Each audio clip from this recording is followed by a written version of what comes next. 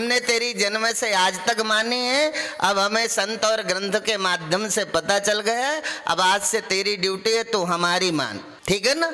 और जिस दिन मन पर हम मन के स्वामी होंगे, फिर जो भी करेंगे वो सब पवित्र होगा। अभी हम मन के अधीन क्रियान्वित होते हैं, मन के ऊपर उठ करके। मन आपका दास हो, अभी तो मन स्वामी है। हमें लगता है कि हम मन के स्वामी हैं, अभी तो हम मन के अनंतर जगत में व्यवहार करते हैं। जिस दिन मन शांत होगा, आप विवेक पूर्वक निर्णय करें कि यज्ञ करना है कि नहीं करना, विवेक पूर्वक निर्णय करें कि कथा सुननी है कि नहीं सुननी।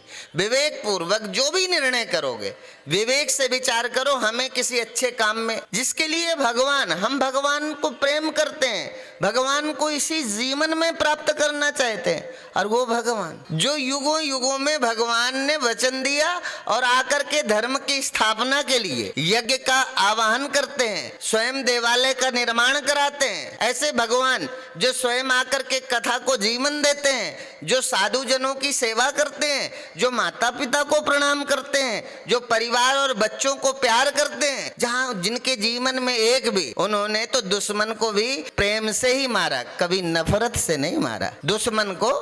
और इसीलिए भगवान ने जब प्रेम से मारा ना, तो इसी को संतों ने कहा भगवान मारते नहीं है, भगवान तो तारते हैं, ठीक है ना। हमारी संसारिक दृष्टि से मारा भगवान ने, पर भगवान ने मारा नहीं, तार दिया, क्योंकि प्रसन्नता से। कभी ऐसा नहीं, हम प्रतिकार भी करते हैं। इसलिए भगवान ने यहाँ जब सृष्टि के विस्तार की चर्चा हुई, तब आप कल्पना करो कि जैसे ब्रह्मा जी की बात मानकर ऋषि कर्दम गृहस्थ जीवन को स्वीकार करते हैं। हमारी बेटी का कहीं प्रेम हो जाए तो सारे घर भर सुसाइड कर लें, पर वो मानने को तैयार नहीं है। बेटे का कहीं प्रेम हो जाए तो वो मानने को तैयार नहीं है। सारे घर के माता पिता उठ उठ कर रोते हैं रात में। बहुत घर हमने देखे हैं। किसी का नाम लेकर अपमान करने की यहाँ जरूरत नहीं है। यहाँ विषय ये, बहुत सारे परिवार हैं, घर घर की ये कहानी है। अरे एक ब्रह्मा जी हैं, ऋषि कर्दम उनके छाया पुत्र हैं। उन्होंने उनको पाला बड़ा और से के बड़ा नहीं किया, उन्होंने पढ़ाया लिखाया नहीं। छाया पुत्र होने के नाते भी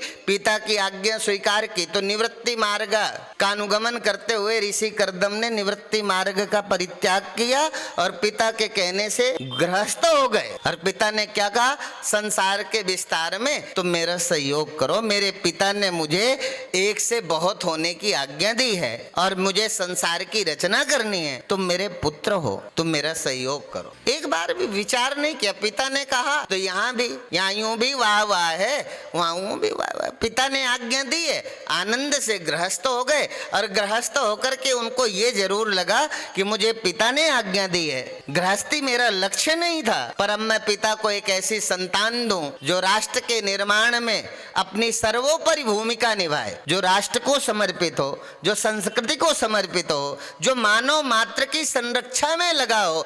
ऐसी संतान कैसे पैदा होगी? तो बोले सरस्वत्याम तपस्ते पे सहस्राणाम समादस। 10,000 वर्षों तक ऋषि कर्दम ने तपश्चर्या की, मां सरस्वती के पावन तट में बैठे रहे। उन्हें लगा तपश्चर्या से जब मन और चित्त सारा शुद्ध होगा और जब मैं गृहस्थ जीवन में प्रवेश कर ही गया हूं, एक सुंदर संतान। हम मनुष्य हैं, हमारे प्रति, गुरु के प्रति हम क्या कर सकते हैं, भगवान के प्रति हम क्या कर सकते हैं, राष्ट्र के प्रति हम क्या कर सकते हैं। तो यदि सबसे बड़ी कोई इस राष्ट्र की सेवा है तो हम एक अच्छी संतान को जन्म दें। और अच्छी संतान कैसे पैदा होगी? जितना हम गोविंद के पास होंगे उतना ही हमारी संतान भगवत भक्त पैदा होगी।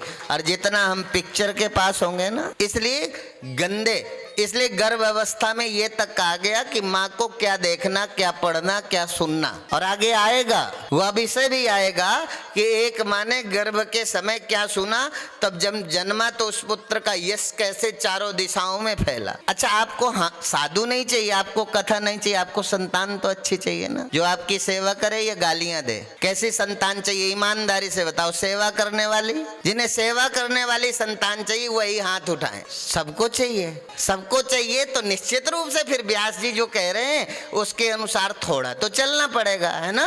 बिना संघर्ष के कोई महान नहीं होता। जब तक ना पड़े हथौड़े की चोट तब तक पत्थर भी भगवान नहीं होता। इसलिए जो हथौड़ी की चोट खाकर सहन कर गया वो शंकर हो गया, जो हथौड़े की चोट से टूट गया वो कंकर हो गया। कंकर हो गया जो टूट गया, अर्थात ये मन के विपरीत है ना। मन को तो नीचे को अच्छा लगता है, मन तो कामनाओं में हमें भटकाता है। ये मन के विपरीत विवेक पूर्वक हमें क्या करना, कैसे रहना। अब शादी तो हो गई ऋषि कर्दम की। ऋषि कर्दम ने एक जिम्मेदार पिता की भूमिका में जब आए तो उन्हें लगा कैसे, तो पत्नी के साथ। अभी तो हम शादी के पहले लिविंग रिलेशनशिप में रह लेते हैं, बाद में शादी करते हैं। शादी के बाद भी ऋषि कर्दम पत्नी के पास नहीं गए, साधना करने लग गए। तो 12 वर्षों की अखंड समाधि में चले गए। जब समाधि से बाहर आए तो देखा पत्नी का तो शरीर दुबला पतला हो गया था। कृषकाय संतान उत्पत्ति जैसा शरीर में सामर्थ्य ही नहीं था जिससे संतान, वो प्रसव पीड़ा, वो गर्भ धारण करने का सामर्थ्य शरीर में नहीं था। ऋषि कर्दम ने कहा देवी तुमने तो बताया भी नहीं, इन 12 वर्षों की लंबी अवधि ऐसी इस जंगल में, आरण्य में, जहाँ कोई खाने पीने की सुविधा नहीं, और आपने अकेले, और आपने कुछ कहा नहीं। बोले प्रभु जब आप भगवत ध्यान से बाहर होते तो मैं निश्चित रूप से आपसे कुछ याचना करता, पर आप तो गहरे भगवान की याद में डूबे हुए थे, तो मैंने अपने पत्नी धर्म का निर्वहन करते हुए 12 वर्ष की अवधि केवल आपको देख करके बिता दी। मुझे कोई दुख नहीं है, मुझे कोई शिकायत नहीं है आपसे। बोले कोई शिकायत नहीं तो फिर भी आपका कोई कामना तो होती, कामना के अनंतर आप हम नहीं। बोले मुझे कोई शिकायत नहीं, एक इच्छा थी, यदि आप भगवान के ध्यान में न होते तो हमारा घर भी, ये हमारी पर्णकुटी अपनी संतति से आज प्रसन्नता से भरी होती, हमारे घर में भी संतति होती। ऋषि कर्दम को लगा ये पिता की आज्ञा से जिसलिए गया, मैं तो भगवान में ही रम गया। अब अपने उन्होंने कहा इसी सरस्वती तट पर ही वो जो एक कुंड था, उस कुंड में स्नान करने के लिए आज्ञा दी, और उसी कुंड में जब माँ देवहूति स्नान के लिए गई तो स्नान करते ही जब वापस आई तो उनका वो तो जर्जरपन तो खत्म ही हो गया था। एकदम से उसी सौंदर्य लावण्य को प्राप्त वो दे दीप्यमान हो रहा था। ऋषि कर्दम ने देखा अब मेरी भार्या संतान को जन्म देने में सक्षम है। उसी समय योग बल के द्वारा एक सुंदर विमान का निर्माण किया, और वो अनेक खंडों से सुसज्जित विमान था। एक तल में सुंदर सा सरोवर है जहाँ स्नान करना, एक तल में सुंदर सा बेडरूम है, सारी व्यवस्थाएं उस विमान में, और वो विमान मननुकूल चलने वाला, मननुकूल गति से विचरण करने वाला विमान, जहां चाहो चला गया। मननुकूल विचरण करने वाले विमान में सवार हुए, अनेक वर्षों तक भ्रमण करते रहे, और भ्रमण करते हुए जब वापस कुटिया पर आए तो उनके उस गृहस्थ जीवन में 9 कन्याओं का जन्म हुआ। अब 9 कन्याएं हुई किंतु एक भी पुत्र अभी ऋषि कर्दम के गृहस्थ जीवन में पुत्र का जन्म। पर ऋषि कर्दम आए तो देखा हमारे तो 9 संतानें हैं, तो देवी से बोले देवी मेरा कहा हुआ वचन, अब हमारे घर में संतान का जन्म हो गया, अब मैं भगवत भक्ति के लिए अपनी पर्णकुटी का परित्याग करना चाहता हूँ, मैं अन्यत्र जाके भगवान की साधना करूंगा। तब पत्नी ने ऋषि कर्दम के द्वारा दिया हुआ वचन स्मरण दिलाया, प्रभु आप भगवान की साधना के लिए घर का परित्याग करें ये तो हमें स्वीकार है, पर मेरे घर में कोई पुत्र नहीं हुआ, और आपने जो वचन दिया था कि जैसे ही हमारे घर में किसी पुत्र का जन्म होगा, आपने पुत्र का वचन दिया था, अभी तो मेरे घर में 9 कन्याओं का जन्म हुआ है, इन 9 देवियों के साथ जिम्मेदारी और बढ़ जाती है, इसलिए मुझ अकेले स्त्री को इस जंगल में 9 कन्याओं के पाणी ग्रहण संस्कार तक का ये बड़ा यज्ञ, ये बड़ा पुण्य कार्य मेरे द्वारा अकेले कैसे होगा। तब उन्हें भगवान का स्मरण आया। स्मरण आया तो देखा सामने से पिता ब्रह्मा जी ऋषियों के साथ उस पर्णकुटी की ओर आ रहे हैं। इसीलिए भगवान ने कहा अनन्यास चिंतयन्तो माम् ये जना पर्युपासते तेषां नित्याभियुक्तानां योगक्षेमं वहाम्यहम्। अर्थात जिन्हें परमात्मा के प्रति गहरी आस्था है उनके योगक्षेम की व्यवस्था। बहुत लोग हैं पुरुषार्थ करके न जाने कितनी बार अपने लक्ष्य से चूके और दुखी हुए। एक भगवत भक्त के अतिरिक्त भगवान को हम मानते सब लोग हैं, जयकारा लगाते हैं, सर्वशक्तिमान अंतर्यामी परमात्मा का जय जयकार हम लोग करते हैं, पर उस अंतर्यामी सर्वशक्तिमान पर यदि किसी को भी विश्वास है तो वो भगवान का सच्चा भक्त है, जिसे अपने भगवान को सर्वशक्तिमान होने पर विश्वास है। नहीं, हम शक्ति तो अपनी मानते हैं और भगवान को सर्वशक्तिमान कहते हैं। आपको नहीं पता, यहाँ उपस्थित जितने लोग हैं इनमें बहुत लोग होंगे जो हमसे ज्यादा पढ़े होंगे, हमसे ज्यादा अच्छे संपन्न घर में पैदा हुए होंगे, अच्छे होंगे, पर गुरुदेव की कृपा हुई, भगवान की जो सच्ची प्रीति थी वो खींच करके हमें धीरे धीरे जमीन से इधर बिठा दिया। हम जमींदारों के पुत्र नहीं हैं, पर गुरुदेव की कृपा हुई तो जमींदार हमको सुनने लग गए, है ना। हम जमींदार के पुत्र नहीं कि बहुत बड़े जमींदार के पुत्र हैं, पर बड़े बड़े जमींदार सुनने लग गए कि कोई कुछ कह रहा है, सुनना चाहिए। ऐसा भाव यदि किसी के हृदय में पैदा हुआ है तो वो गुरुदेव की कृपा है और वो भगवान की कृपा है कि आज हम इस लायक हुए। भगवान के सामर्थ्य का दर्शन यदि करना है तो किसी साधु के जीवन को ठीक से देखो ना, तो पता चलेगा भगवान कैसा सर्वशक्तिमान। घर से चले तो कुछ भी नहीं था, घर का सामान घर में छोड़ दिया था, एक वस्त्र ही थे और वो भी आए तो गुरु जी के यहाँ वो भी उतार लिए गए, ये वाले दे दिए, ठीक है ना। जो घर से लाए थे वो वस्त्र भी ज्यादा देर तक शरीर में नहीं रहे, मतलब घर से तो हमारे पास ये कह दो गुरुदेव के पास जाने तक एक वस्त्र तो था, पर जब गुरुदेव से मिले तो वस्त्र भी नहीं रहा। और आज कमी क्या है, अर्थात हमारी सोच का ढंग। यदि कमी करो तो अभी प्रतिस्पर्धा करें तो अब हमसे बहुत सफल बाबा है, जिनके पास भीड़ बहुत है, ऐसे भी बाबा हैं जिनके सामने हमारे पास कोई भीड़ नहीं, हमसे बहुत ज्यादा पैसा वाले हैं, है ना। कई इतने बाबा हैं कि हमारे सारे आश्रम 30-35 आश्रम मिला दो तो एक के बराबर न पहुंचे। ये कोई पैमाना थोड़ी है किसी साधु के जीवन को नापना। इसलिए साधु के जीवन को नापना सच्ची बात सुनने वाला, सच्ची बात को कथा कहानी तो सब, तो कोई पिक्चर में लाखों लोग सुनते हैं, हाल ओवरफ्लो हो जाता है तो पिक्चर भगवान हो गई क्या। मतलब हमारा नपना क्या है, जिसके पास ज्यादा भीड़ है लगता है ये बड़ा साधु है, जिसके पास वैभव बड़ा लगता है ये बड़ा साधु है, जो बोलने में चतुर है, जो गाने में गला एंड कला इक्वल टू सम्मेलन, जो अच्छा गा लेता है लगता है ये अच्छे। तो उनसे अच्छे तो और भी गायक हैं फिल्मी दुनिया में जो उस कथाकार से बहुत अच्छा गा लेते हैं। तो क्या करोगे, गाने का अचार डालोगे, क्या करोगे, गाने से मुक्त हो जाओगे। ज्ञानान्विते न मुक्ति, बिना ज्ञान के मुक्त नहीं हो सकते। इसके लिए स्वरूप का अपरोक्ष ही करना होगा, वो उपासना पद्धति है। उपासना से ज्ञान की ओर जब जीवन बढ़ेगा तो निश्चित रूप से तृप्ति होगी, शांति होगी। बहुत गायक हैं जो इसी जीवन में सुसाइड कर गए, बहुत गायक हैं जो रोज डिप्रेशन में, नींद नहीं आती, नींद की गोली खाते हैं, शांति है ना। तो ये एक अलग तरह का ढंग है। इसलिए आपने देखा होगा ना, कहीं डायमंड बिकता है वहाँ कितनी भीड़ होती है, जहाँ हीरे का व्यापार होता है, और जहाँ सब्जी मंडी होती है, सब्जी मंडी तो सारे लोग पहुंच जाते हैं ना, भारत की पूरी आबादी सुबह सब्जी मंडी में दिखाई देती है। अब इससे ज्यादा भीड़ किसी साधु के पास क्या होगी। पर जहाँ हीरे का व्यापार होता है वहाँ तो गिने चुने कुछ तथा कथित उद्योगपति लोग होते हैं। तो जो बुद्धि से उद्योगपति होते हैं वो ज्ञान की बात सुनते हैं, बाकी तो सारे लोग बाजार में घूमते हैं। इसलिए आप पैसे से भले उतने उद्योगपति ना हो यहाँ, पर मैं ये कह सकता हूँ कि ये गुरुदेव के पावन सानिध्य में बैठा हुआ एक एक भक्त बुद्धि के धरातल में इस दुनिया का सबसे बड़ा आदमी है, जो गुरुदेव को सुनता है, जो गुरुदेव के लिए आया है। छोटी मोटी बातें तो सब जगह तो कहते हैं। ऐसे ही भगवान ने चिंता की और भगवान ने कहा जाओ, आज तुम्हारे पुत्र अपने कर्तव्य पथ पर कुछ कठिनाई अनुभव करते हैं, तो आज ब्रह्मा जी अब 9 ऋषियों के साथ वहीं आए जहाँ पर्णकुटी में ऋषि करदम रह रहे थे। तो कहते हैं एक कन्या अत्रि को अनसुईया के साथ विवाह कर दिया, वशिष्ठ का विवाह अरुंधति के साथ किया गया, और फिर ब्रह्मा जी ने अपने पुत्र को कहा कि आपने निश्चित रूप से अनुचित उचित क्या हो, क्या कठिनाई होगी, आपके जीवन में कोई प्रश्न नहीं था। मैंने आपको आज्ञा दी और आपने मेरी आज्ञा स्वीकार करते हुए सृष्टि के सृजन में मेरे सहयोगी बने हो, इसलिए आप इस धरती के सबसे श्रेष्ठ पुत्र हो, आप चिंता मत करो। इसलिए इसको कहा एतावत्येव शुश्रूषा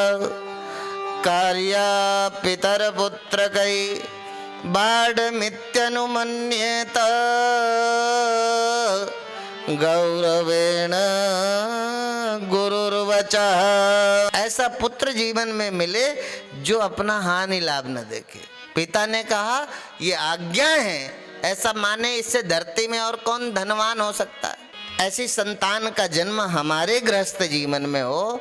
आपको नहीं, पहला सुख निरोगी काया है ना, और दूसरा सुख तीसरा सुख सारा जानते हो, सुना है, पर लगता है पैसे वाला सुख तो बहुत बाद में आता है ना, पर पैसे को हमने सबसे आगे रख दिया। जबकि पहला सुख है आप निरोग हो, इसके लिए योग आदि क्रियाओं का जीवन में संयोग करें, योग आदि के द्वारा इस जीवन को स्वस्थ करें। क्यों?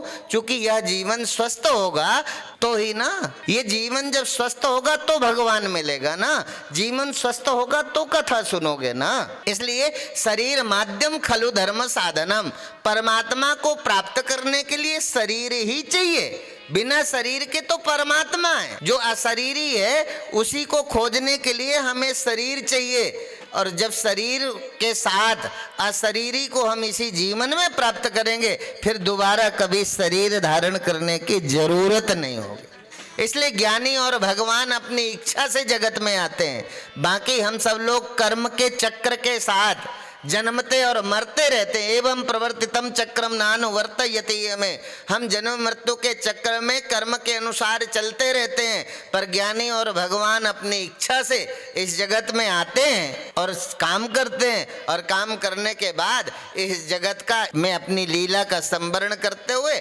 अपने निज धाम को चले जाते। अर्थात गुरु वो है जो कभी नहीं मरता, और भगवान वो है जो कभी नहीं मर। गुरु और भगवान, इसलिए कभी कभी तो ये कहा कि गुरु न तजो हरि को तज डारो। यदि इस जगत में कुछ छोड़ने लायक है तो क्या छोड़े? गुरु न तजो हरि को तज डारो। हरि रूठे गुरु ठौर है, गुरु रूठे नहीं ठौर। परमात्मा गुस्सा हो जाए तो कहीं नहीं मुश्किल है फिर, ठीक है ना। गुरु नहीं, परमात्मा गुस्सा हो जाए तो घबराने की बात नहीं है। जैसे पूजा में कोई त्रुटि हो गई तो अपराध मंत्र है ना, मंत्र का जाप, अपराध मंत्र का स्मरण करते अपराध बोध प्रायश्चित करो और पूजा की त्रुटि के पाप से मुक्त हो जाओ। ऐसे ही यदि परमात्मा गुस्सा हो गए तो गुरु की शरण में गए और परमात्मा के कोप से हमारा जीवन मुक्त हो गया। पर यदि गुरु रूठ गए तो परमात्मा कहते, आपने देखा ना ऋषि दुर्वासा जब अपने भक्त के साथ गए तो कैसे दौड़ते घूमे। अर्थात जो भगवान के भक्त हैं, जो भगवान के ठीक ठीक प्रतिपादक हैं, ऐसे सदगुरु यदि रूठ जाएं तो भगवान भी अब आपकी रक्षा। इसलिए गुरु की बड़ी महिमा है, और गुरु ही ऐसा उदार है, गुरु के समान इस तरह का दूसरा कोई उदार चरित्र हमने जीवन में नहीं। गुरु वो है, पारस है ना, जब लोहा को स्पर्श करती है तो क्या हो जाता है? पारस परस कुधात सुहाई, अर्थात लोहा को स्वर्ण में बदल देने का सामर्थ्य किसमें है? पारस में। पर इसको कहा गुरु पारस और संत में बड़ो अंतरो जान, यह लोहा सोना करत, यह करत आप समान। पारस अपना स्वरूप नहीं दे सकती, लोहे को सोना तो बना सकती है, पर गुरु हम उसे कहते हैं जो अपना स्वरूप बना देते हैं। इसलिए कहा सच्चा सदगुरु वही कहावे, जहां का जीव तहां पहुंचावे। जीव कहां का है? मरने वाले का या न मरने वाले का? अविनाशी का है ना, न मरने वाले का है। तो ये जीव को वहीं पहुंचा दे, समझ लो हम गुरु के पास चले गए। इसलिए गुरुओं के साथ रहना, जीवन में निगुरा नहीं मरना, गुरु होना चाहिए। इसलिए जगत में बहुत ज्यादा हम जहाँ जुड़ते हैं ना, जुड़ना दुख है। जहाँ संयोग है वहाँ वियोग है, जहाँ जन्म है वहाँ मृत्यु है, जहाँ लाभ है वहाँ हानि है, जहाँ जय है वहाँ पराजय है। यदि तुम जीत भी गए तो हार जाओगे, जीतने का सुख है ना तो हारोगे भी, जन्मने का सुख है ना तो मरोगे भी।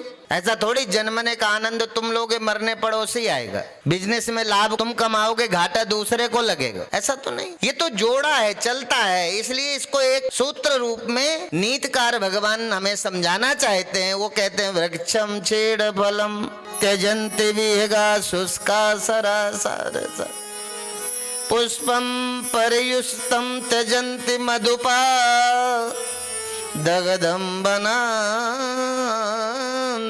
मृगा निरद्रव्यं पुरुषं त्यजन्त गणिका भ्रष्टा श्रियं मंत्रिणा सर्वं कार्यवशात् जनो विरमते कस्यास्ति को वल्लभा। अर्थात इस संसार के सारे संबंध कैसे हैं? बोले वृक्षम क्षीण फलम त्यजन्ति विहगा। विहंग जानते हो ना, पक्षी। विहंग माने पक्षी, और पक्षी उस वृक्ष में कब तक रहते हैं? बोले वृक्षम क्षीण फलम, जैसे ही वृक्ष के फल खत्म हुए, खाने का साधन घटा, तो कहते हैं पक्षी उस वृक्ष को छोड़कर किसी दूसरे वृक्ष में अपना डेरा जमा लेता है, कभी नहीं लौट के आया। सारी जिंदगी जिस वृक्ष में खा के बड़ा हुआ पला, पर फल खत्म हुए तो ऐसे छोड़ के चला गया जैसे जानते नहीं। तो ऐसा ही जो है ये वृक्ष में ऐसे ही पक्षी चला गया, जहां रहा मतलब निकला, फल खत्म हुए तो चला गया। वृक्षम क्षीण फलम त्यजन्ति विहगा शुष्का सरासारस। और ये जो सारस पक्षी है कब तक सरोवर में रहा? जब तक सरोवर में आकंठ जल भरा हुआ था, जल खत्म हुआ तो ऐसे चला गया जिससे कोई रिश्ता ही नहीं। फिर दोबारा नहीं पूछा कि तुम में जल क्यों नहीं आया, मैं आपका कुछ सहयोग कर सकता हूं क्या? नहीं, जल खत्म हुआ तो चला गया, कोई रिश्ता नहीं, कोई हमदर्दी नहीं, वो चला गया। और इसी तरह पुष्पम परियुष्टम त्यजन्ति मधुपा।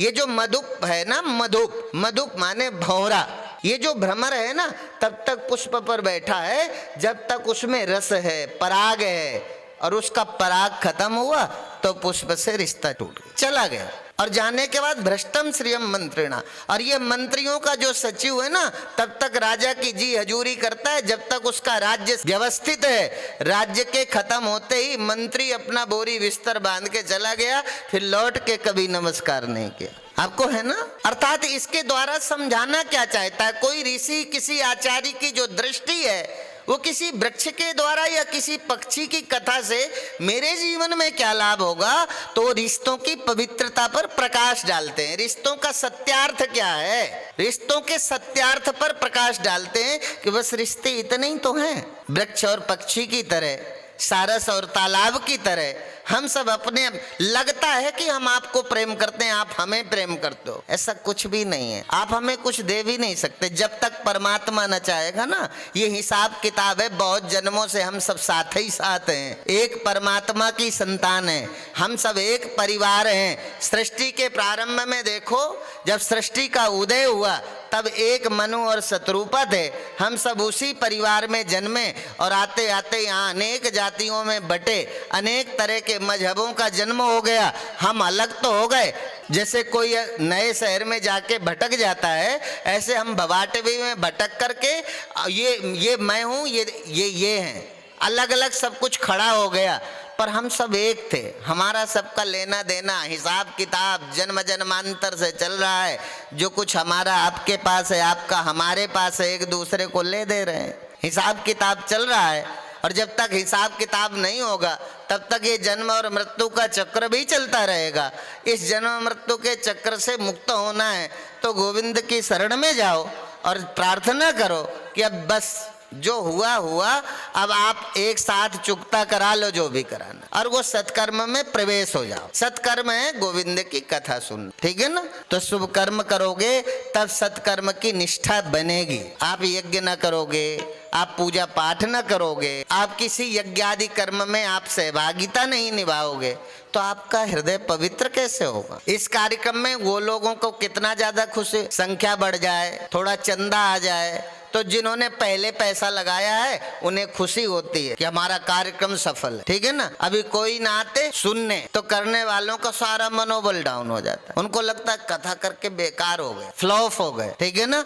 ज्यादा संख्या में आए, कथा सफल हो गई, पैसा आया, कथा सफल हो गई। ये एक ढंग है, इसको समझना संसार का है ना, तो विवेक पूर्वक किसी के द्वारा। इसलिए भयावह एक कथा है जो भय उत्पन्न करती है, एक कथा है जो रोचक है, जो प्रियता पैदा करे सुनने के लिए।